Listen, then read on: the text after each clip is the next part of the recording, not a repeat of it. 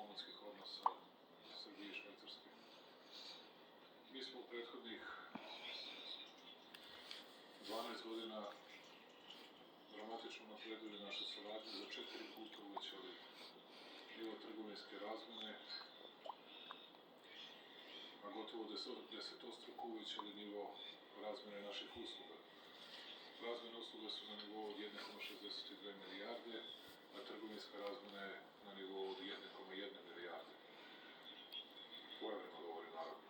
I to govori o veoma važnoj i bliskoj saradnji između naših zemalja.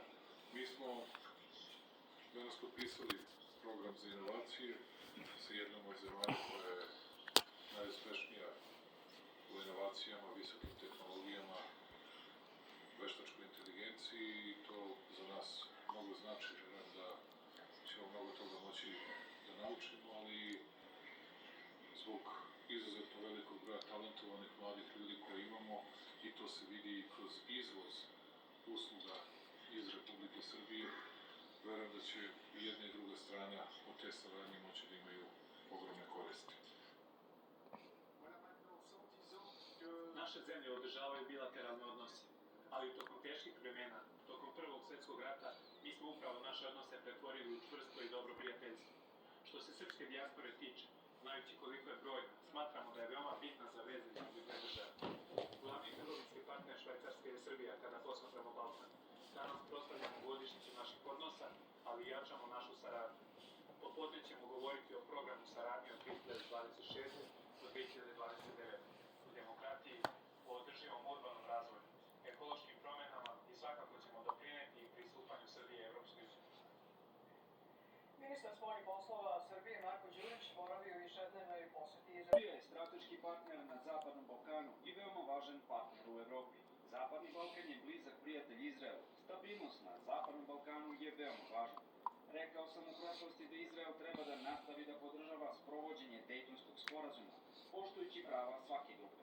Zaštita prava etničkih Srba u Bosni i Hercegovini je ključna za regionalnu stabilnost. Ova poseta reflektuje duboke veze naših dveju nacija. Stojimo jedni sa drugim u dobru i u zlu. Srbi i Jevreji su uvijek bili predmet sličnog progona od strane raznih totalitarnih ideologija.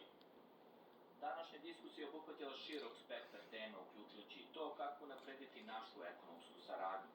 Zahvalni smo Izraelu što će učestvovati na Expo u Beogradu, to je veoma značajno za nas. Verujem da naše zemlje u mnogim oblastima mogu stati rame uz rame. Memorandum o razumevanju Srbije i kineske kompanije TBA, vodećeg aktera u energetskom sektoru u Kini, potpisala je danas u Tianjinu ministarka privrede Adrijana Mesarović.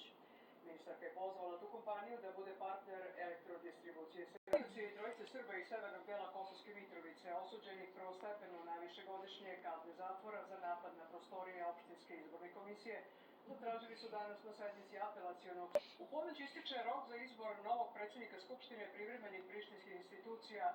Ponuda o ponovnom otvaranju Ormoskog Moreuza pod striktnim uslovima, ili sekretar Ujedinjenih nacija.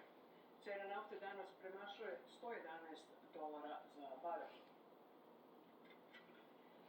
Osumnjičeni za pucnjavu tokom večere udruženja dopisnika Bele kuće Cole Thomas Allen pojavio se pred sudom u Vašingtonu, gde se suočio. Mama, volite. U ulici Đurija Gagarina na Novom Beogradu pronađeno je telo muškarca. Hitna pomoć je na licu mesta konstatovala njegovu smrt, saznaje tajnik. Kako mediji prenose, sumnja se da je stariji muškarac ubijen ispred garaže.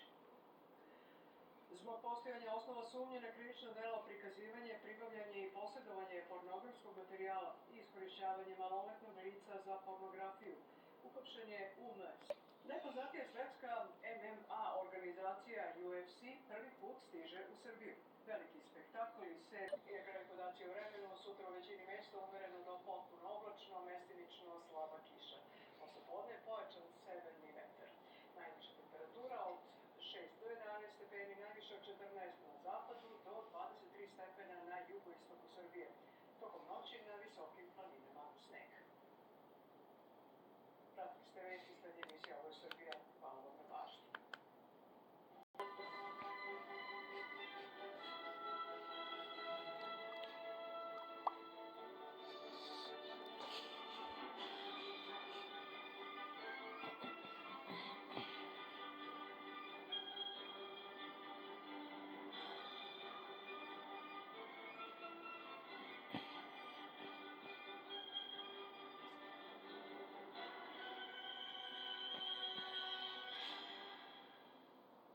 Dobar dan.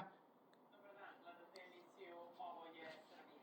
Ja sam Radija Sjevića, u današnjoj emisiji između ostalog vidjet ćete.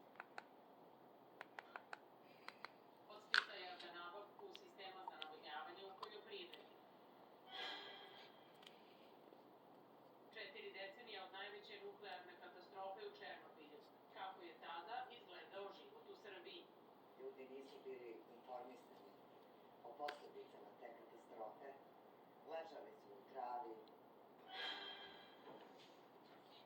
Zbog čega je interesovanje za... Mama, ko je izgil?